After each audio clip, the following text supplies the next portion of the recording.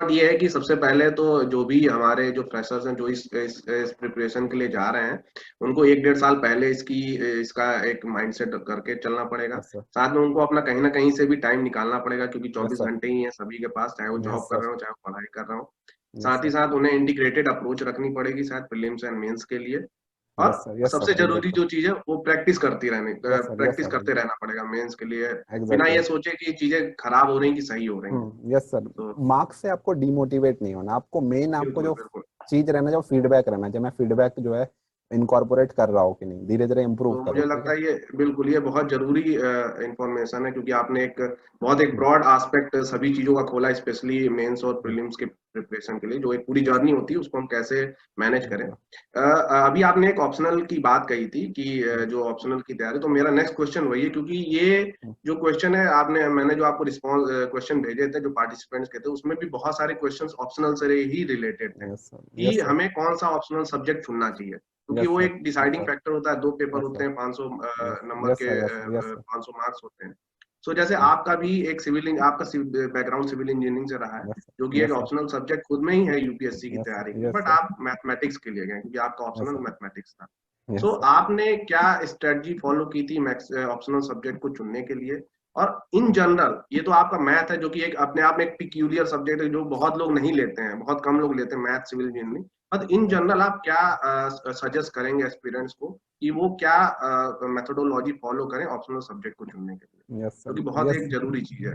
Yes sir, बहुत important सवाल था, ये तो जरूर लेना था सर। और मैथ्स मतलब देखो, पहले तो मेरा ऑप्शनल था मैथ्स, ठीक है। अब मैं आता हूँ धीरे धीरे कि मेरा सिविल इंजीनियरिंग में बीटेक था, एंड मतलब मैं डिसेंट भी था सिविल इंजीनियरिंग में, ठीक है।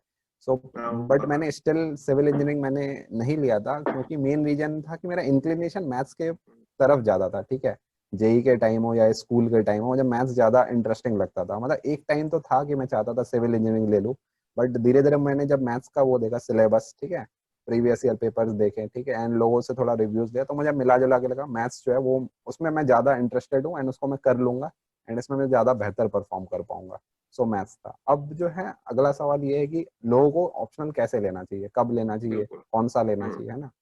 तो मेरा ये सजेशन रहेगा कि जब आप प्रिपरेशन स्टार्ट कर रहे हो ना, तो ऑप्शनल के बारे में ज़्यादा सोचना मत। अगर आप बिगिनर हो, जैसे आप चाह रहे हो कि नहीं मैं यूपीएससी का अटेम्प्ट दूंगा 2022 का, देन आप सोचोगे नहीं कि अभी मुझे पता चल जाए मैं कौन सा ऑप्शनल लूँ, कोई मुझे बता दे कि ये ऑप्शनल ले लो, है ना।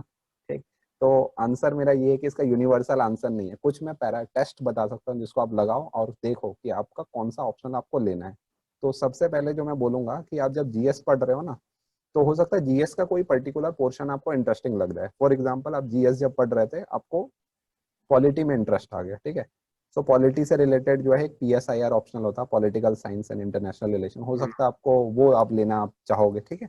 तो ऑप्शनल को चुनने के लिए जो प्राइम क्राइटेरिया मैं रखूंगा वो है इंटरेस्ट, ठीक है। एंड इंटरेस्ट जो है, या तो आपको बहुत बचपन से कोई चीज में इंटरेस्ट है, जैसे मेरा मैथ्स में था, ठीक है। अगर नहीं भी है तो कोई बात नहीं, या तो आप चेक करो जब आप जीएस का सिलेबस पढ़ रहे हो उसको देखो कि उसमें अगर आपको कुछ इंटरेस्टिंग लग गया, जैसे पॉलिटी या हिस्ट्री आपको इंटरेस्टिंग लग गया, इकोनॉमी इंटरेस्टिंग लग गया, तो उनसे रिलेटेड ऑप्शन उठा लो। जैसे इकोनॉमी का इकोनॉमिक्स है ना, हिस्ट्री का हिस्ट्री ऑप्शन है ही, ठीक है, तो इनमें उठा लो।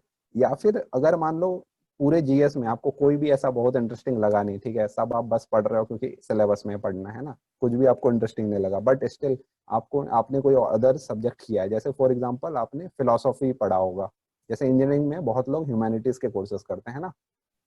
सो हो सकता है कि हम्म। आपको फिलोसॉफी में इंटरेस्ट है, ठीक है, तो या हो सकता है आपने साइकोलॉजी के कोर्सेज किए हो या सोशियोलॉजी के कोर्सेज किए हो कभी, ठीक है। तो उनमें आपको इंटरेस्ट है, तो मेरा ये सजेशन रहेगा कि सबसे पहले आप क्या करो कि एक तो इंटरेस्ट आपको जहां जहां आपको लगा कि आपने कुछ पढ़ा है तो उससे इंटरेस्ट है, पॉइंट नंबर वन, ठीक है। और दूसरा क्या करो, आप पुराने साल के पेपर्स को जाके देखो उस ऑप्शनल का, ठीक है, वो आराम से मिल जाएगा, मैंने लिंक भी शेयर कर रखा है पेपर्स का, या फिर आप हम्म। गूगल सर्च करोगे बड़े आराम से हर ऑप्शनल का प्रीवियस ईयर पेपर मिल जाएगा, ठीक है, यूपीएससी की वेबसाइट पे भी मिल जाता है। तो वो आप देखो, बट देखोगे तो ऑब्वियस सी बात है आपको पूरा पूरा समझ में नहीं आएगा, ठीक है, कि है क्या। एंड अगर आपका टेक्निकल ऑप्शन आप लेने का सोच रहे हो तो पक्का है कि आपको ज्यादा चीजें समझ में नहीं आएगा कि क्वेश्चन पूछ क्या रहा है, ठीक है। बट अगर आपका ह्यूमैनिटीज ऑप्शनल है, फॉर एग्जाम्पल सोशियोलॉजी, तो आपको क्वेश्चन समझ में आने लगा पूछ क्या रहा है, फैमिली के बारे में पूछ रहा है, ठीक है, या कास्ट सिस्टम पे पूछ रहा है, तो जैसे वो आसान है। बट टेक्निकल में आपको हल्का हल्का आइडिया लगेगा कि मतलब किन टॉपिक्स को ज्यादा पूछ रहे हैं। उसके बाद सिलेबस थोड़ा देखो, फेमिलियरिटी है कि नहीं आपका सिलेबस के साथ, इसके बाद मेरा ये भी सजेशन रहेगा कि थोड़ा सा मतलब जो पास्ट ईयर्स के जो टॉपर है ना उस ऑप्शनल के, उनके थोड़ा टॉपर टॉक्स देख लो, ठीक है। टॉपर टॉक्स आराम से यूट्यूब पे मिल जाएगा, ठीक है, वो देखो। इसके बाद उनका जो भी स्टैंड है कि ये पढ़ सकते हो, स्टार्टिंग के लिए आप ये बुक पढ़ सकते हो। फॉर एग्जाम्पल एंथ्रोपोलॉजी के लिए बहुत लोग कहते हैं कि सेपियंस एक नोवेल आता है, ठीक है, युवल नोआ हरारी की, वो आप पढ़ सकते हो। तो उनसे आप देखोगे आपको इंटरेस्ट है कि नहीं। तो सबसे पहले तो आपको चेक करना पड़ेगा आपको सब्जेक्ट में इंटरेस्ट है कि नहीं। वो इसलिए जरूरी है क्योंकि ऑप्शनल जो होता है ना, दैट इज मतलब आपको ग्रेजुएशन लेवल की पढ़ाई करनी पड़ती है ऑप्शनल में, ठीक है। तो काइंड ऑफ जैसे अगर मैंने मैथ्स लिया तो मुझे बीएससी लेवल का मैथ्स मैंने पढ़ा है, ठीक है। भले ही सारा नहीं पढ़ा बट मोस्टली जो लेवल रहता है वो बीएससी लेवल का रहता है। तो ग्रेजुएशन लेवल की आपको चीजें पढ़नी है ना। सो इसलिए आपको इंटरेस्ट जरूरी है, तभी आप ऑप्शनल पढ़ पाओगे, है ना, क्योंकि ऑप्शनल भी काफी बड़ा रहता है सिलेबस, ठीक है।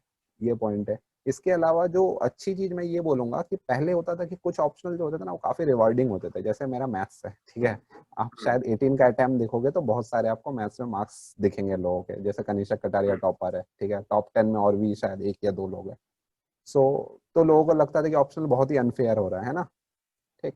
लेकिन मैं बिल्कुल। ये काउंटर ऐसे करूंगा इसको कि अब जो है यूपीएससी ऑप्शनल का जो इफेक्ट जो है उसको कम करने के लिए उसने जीएस में मार्क्स देना चालू कर दिया लोगों को ज्यादा। और पॉइंट नंबर 2, सारे ऑप्शनल जो है ना अब वो फीचर कर रहे हैं लिस्ट में। अगर आप इस बार का 19 का रिजल्ट देखोगे ना तो आप बहुत इनकरेजिंग आपको मतलब फील होगा। जैसे टॉपर है पब्लिक एडमिनिस्ट्रेशन का, ठीक है, I think 3rd ranker economics का है, 7th या 8th रैंकर या 9th रैंकर जो भी है वो साइकोलॉजी ऑप्शनल है। तो सारे ऑप्शनल आपको दिखेंगे अंदर। मैथ्स का 7th रैंकर शायद मैथ्स का है। तो सारे ऑप्शनल से मार्क्स आ रहे हैं, सीधी बात है ना। सो इतना चिंता करने की आवश्यकता नहीं कि मेरा जो ऑप्शन है वो मार्क्स नहीं आ रहा है, ठीक है। देखो 2 बातें, या तो आपके ऑप्शन में मार्क्स आएंगे, ठीक है, बहुत ज्यादा, जैसे मेरे मैथ्स में आ जाता है 350 टाइप, लोगों को लगता है मैथ्स में तो बड़े आराम से आ रहा है। बट इसका कुछ नेगेटिव्स भी चीज है कि आप जब 350 ला रहे हो तो आपको बहुत मेहनत करना भी पड़ता है, जिसके कारण जीएस का प्रिपरेशन हैम्पर भी होता है बहुत बार, ठीक है। तो हो सकता है कि मेरे ज्यादा नंबर अगर आ भी जाते मैथ्स में तो जीएस मेरा थोड़ा खराब हो सकता है क्योंकि टाइम उतना नहीं दे पाता हूँ। और दूसरा चीज क्या है ना, कुछ ऑप्शनल का जो है आपको डायरेक्ट इफेक्ट आप गेज नहीं कर सकता। फॉर एग्जाम्पल सोशियोलॉजी तो हो सकता है कि आपको सोशियोलॉजी में 300 ही मार्क्स आए, ठीक है। बट जो सोशियोलॉजी जो आपने लिया इससे आपको जीएस का पेपर 1 जो है सोसाइटी के कुछ क्वेश्चन आते हैं उसको आप अच्छे से आंसर्स कर सकते हो, वहां पे आप स्कोर कर सकते हो, या एसए में आप स्कोर कर सकते हो अच्छा, due to your sociology option. So इसीलिए सारे ऑप्शनल के कुछ ना कुछ प्रोज है कॉन्स है। तो कुछ ऑप्शनल जो है जैसे मेरा मैथ्स है वो डायरेक्टली बस मुझे मार्क्स दिलाता है, इसके अलावा मेरा जीएस में कोई हेल्प नहीं करता है ना। सो इसीलिए ऐसा वो नहीं होना, डिसहार्टन नहीं होना कि इस ऑप्शनल में 330 आ रहे हैं तो फिर यही लोग जो है सारे सीटें ले जाएंगे, ऐसा नहीं होगा, ठीक है। भले ही अगर हमने ज्यादा भी नंबर ले आया तो हम लोग को कहीं नुकसान होगा। फॉर एग्जाम्पल हमारा ऑप्शनल तैयार करने में ज्यादा टाइम लग जाता मैथ्स, ठीक है, इसके अलावा हमें जीएस में हेल्प नहीं मिल रहा। तो मिला जुला के मेरा ये कहना है कि सारे ऑप्शनल अच्छे हैं, आपको जो जिसमें इंटरेस्ट है आप उठा लो, ठीक है। अगर आपको लगता है ये आप कर लोगे, ठीक है, इसमें मतलब जो भी ग्रेजुएशन लेवल तक का जो भी पढ़ना पढ़ लोगे मतलब, ठीक है, तो आप उठा लो, ठीक है। और उसके अलावा प्रीवियस ईयर पेपर देखो, टॉपर स्टॉक देखो, आपको खुद ही समझ में आ जाएगा। एंड जो मेन इंपॉर्टेंट चीज है, जब तैयारी स्टार्ट कर रहे हो तो ऑप्शनल के लिए इतना चिंता नहीं करना है। ऑप्शनल जो है आप जब प्रिपरेशन आपका एटलीस्ट 8-9 मंथ्स हो जाए तब आप ऑप्शनल कर लेना, ठीक है। तो आप थोड़ा मैच्योर भी हो जाओगे प्रिपरेशन के साथ साथ, तो आप सही डिसीजन ले लोगे बाद में, ठीक है। सो नेक्स्ट जो क्वेश्चन है उसमें मैं चाहूंगा आप ऑप्शनल से रिलेटेड एक और सवाल का जवाब